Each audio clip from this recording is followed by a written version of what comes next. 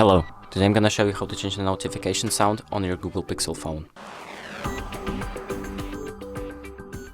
So the first thing you're gonna do is you're gonna find the settings app, and you're gonna click on it, and then you're gonna scroll down all the way to sound and vibration.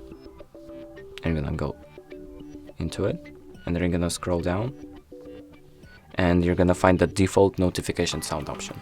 So you're gonna go into it, and you will have all of these options to choose from. So you're gonna choose whatever option you want. So for example, I'm gonna choose Pixel sounds, and you can also preview the sounds by clicking on them.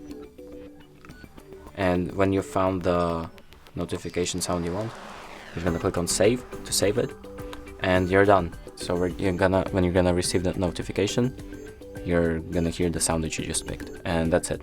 Thank you for watching, and be sure to like and subscribe.